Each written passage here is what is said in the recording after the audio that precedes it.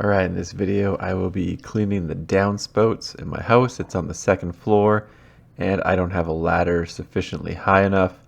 So since I'm working on the edge and spraying water everywhere, I'm going to use a rope around a tree and I'm going to tie off for safety up on the roof. Specifically, I'm going to clean the drop outlets and the elbows at the top. During the last big rainstorm we had, I noticed that water was pouring out over the gutters.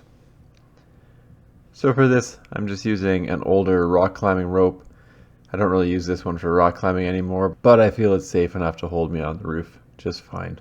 And then the other thing I got is a Petzl gree-gree, and that'll hold everything in place and kind of allow you to lower yourself down. Then when you're happy where the rope is, you just let go of it and it'll kind of hold it in place for you. So on the other side of the house, I used the rope to pull the hose up, and I just started the garden hose, and you can see that the gutter is quickly filling up with water and virtually no water is going down the downspout. And incidentally, the downspout on the other side of the house is also clogged, so although the water starts wrapping around the house, it also gets stopped at the other downspout. Usually my go-to tool for this is a metal coat hanger. I didn't have one handy, so I'm just going to use a piece of electrical cord, which is about 2 feet in length. The garden hose is actually pretty useful as well for cleaning out the 90-degree elbows because I have a very flexible garden hose. So again, this little chunk of electrical cord is a little bit more flexy than I would want. And I do usually use a metal coat hanger, but as you can see, it is going to do the job just fine. There may be incidents where you need to get an auger or rent something to clear out your downspouts, but I've personally never had a clog so bad that I had to go and rent something to clear it out. Normally just the metal coat hanger, maybe the garden hose, is generally all that I've ever used for this. Your other option, if you can reach the 90-degree elbows, is just to go up there with a screwdriver and disconnect things and bring them down to the ground and clean them out that way as well. But as you can see, the water's pouring down there now, and that downspout is pretty much cleaned out.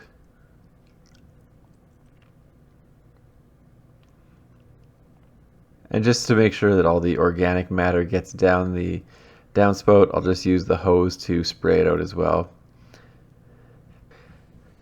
The other benefit of having a very flexible garden hose is that you can feed it down the drop outlet and through the 90-degree elbows so that it makes it into the downspout area. And obviously I still got the hose on because I'm not going to go off the roof and turn it off, and that'll help clear everything out. Now that that side's cleared out, I'll just use the hose to make sure I get as much of that debris out of the gutters as I can. Now on the other side, once again, I'll let the water fill things up. And as you can see, this one's a little closer to trees. So obviously using your hand, and that pretty much cleared this one out. But I am going to run the piece of wire through it just to make sure that the 90-degree elbows are also cleared out. You might want to consider wearing gloves when you're picking things out of your gutters.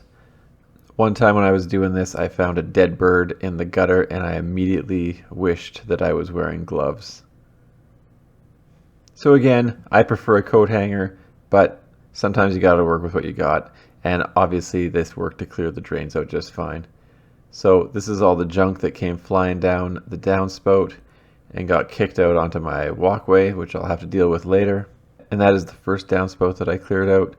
And this one's a little bit harder to find the pieces, but you can also see that this one kicked a whole bunch of debris down, in addition to everything that I grabbed at the top. Anyway, I like to clear out the downspouts at least twice a year to make sure that they're clean, and so that the water doesn't accumulate around the foundation of my house. Thanks for checking out my video. Don't forget to like and subscribe.